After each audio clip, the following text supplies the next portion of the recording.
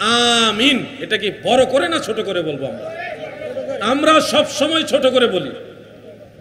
আর যারা হঠাৎ করে এখন বলতেছেন বড় করে বলতে হবে, তারা কেন বলতেছে? তাদের দাবি আমরা সহি হাদিস মানি।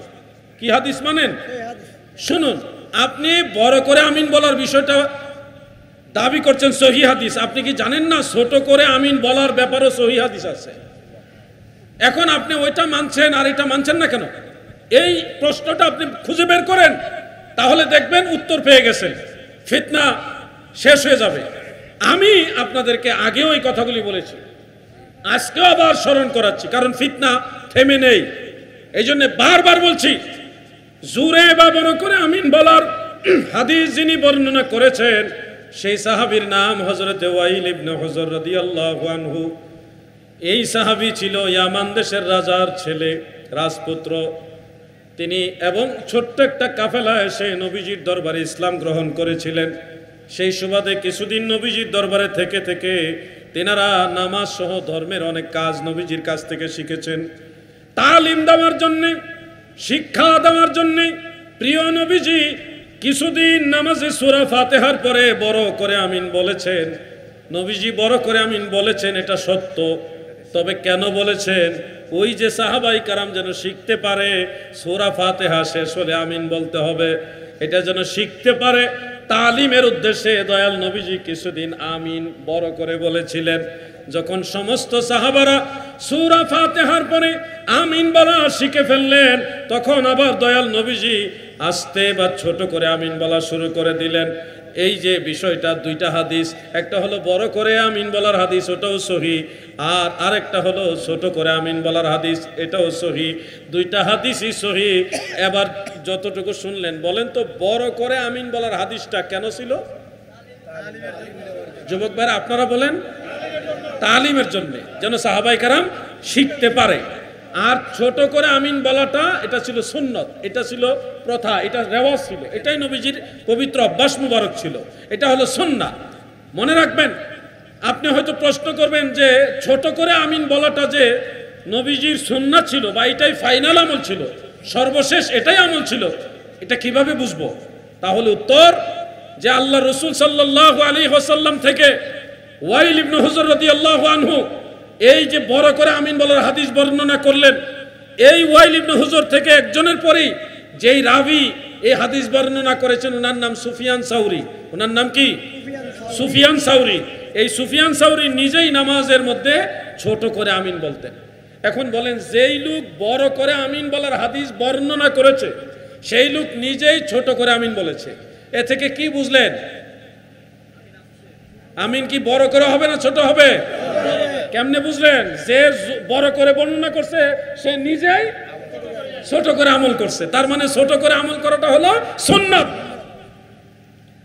আর অন্যান্য হাদিস, যেমন হযরতে ওমর দয়াল নবীজির পর্দা নেওয়ার পরে, হযরত আব্দুল্লাহ ইবনে মাসউদ রাসূল পাকের সাহাবী, নবীজির পর্দা নেওয়ার পরে তিনারাও নামাজের মধ্যে আস্তে বা ছোট করে আমিন বলতেন। তার মানে বোঝা যাচ্ছে রাসূল করিম সাল্লাল্লাহু আলাইহি ওয়াসাল্লাম পর্দা নেওয়ার পরে যেহেতু হযরত ওমর ইবনুল খাত্তাব, হযরত আব্দুল্লাহ ইবনে মাসউদ সহ এরকম বিখ্যাত বিখ্যাত সাহাবারা আস্তে বা ছোট করে আমিন বলেছে, সেহেতু বোঝা গেল আস্তে বা ছোট করে আমিন বলার মাসালাটাই হলো ফাইনাল। হ্যাঁ, উসুলে হাদিসের যে মূলনীতি, সেই মূলনীতিও এটাই যে নবীজি প্রথম জীবনে একটা আমল করছে, শেষ জীবনে এর বিপরীতটা করছে, তখন আপনাকে শেষের আমলটা প্রাধান্য দিতে হবে। নবীজি সর্বশেষ যে আমলটা করছে ওটাই প্রাধান্য দিতে হবে। হুজুর তো শাইখুল হাদিস, তো হাদিসের শাস্ত্রের ভান্ডার, এজন্য হুজুর বলতেছে এটা উসুলে হাদিস। উসুলে হাদিস আপনারা হয়তো ভাবতেছেন এটা মনে খায় না পড়ে নাকি, এটা একটা শাস্ত্র। Physics, chemistry, biology, social science, medical science, এগুলি যেমন শাস্ত্র, উসুলে হাদিস একটা শাস্ত্র। এই যে কয়দিন আগে গোল্ডেন চেইন নিয়া ব্রাদার রাহুলে দেখছেন না আপনারা? গোল্ডেন চেইন মানে সিলসিলাতুজ জাহাবিয়া, এই ব্যাককলে জানে না গোল্ডেন চেইন মানে যে কোনো চেইন না, যে কোনো সনদকে গোল্ডেন চেইন বলে না, নির্দিষ্ট 6টা চেইনকে বলা হয় গোল্ডেন চেইন। আমি সব তালিকা সহকারে একেবারে লাইনে লাইনে রাবিদের সিরিয়াল সেই সনদগুলি সহ উল্লেখ করে দিছি পরে, আলহামদুলিল্লাহ সবাই খুশি। ও হুজুরে লেখা রাখছে, এই যে আরবিতে লেখা রাখছে, তাড়াতাড়ি করে লিখে রাখছে। তো আপনারা এগুলি বুঝবেন না সবাই, এগুলি যারা মাদ্রাসা পড়ুয়া বা যারা আলেম তারা জানেন, বা মাদ্রাসার ছাত্র ভাইরা না জানলেও জেনে নেবেন, ভবিষ্যতে কাজে লাগবে। আপনার 1000 দলিল দিয়েও বাতিলকে কায়দা করতে পারবেন না। দলিলের মতো দলিল আবেদ শাহ মাদানির মতো একটা দিবেন, একেবারে দেখবেন জাগাত বোল্ড আউট হয়ে যাবে।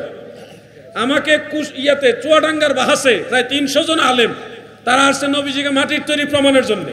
তারা প্রায় 20 মিনিট প্রথম বক্তব্য দিছে।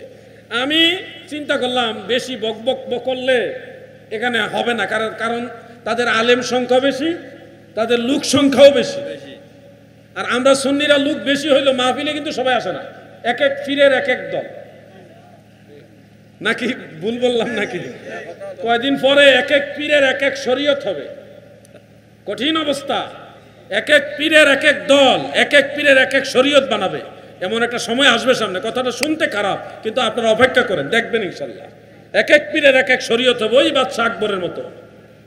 আমরা পীর মাশায়েখদেরকে মানব, যেই পীরের আকীদা আহলে সুন্নাত ওয়াল জামাত তাকে মানব, যেই পীরের আকীদার মধ্যে ভেজাল আমরা তাকে মানব না।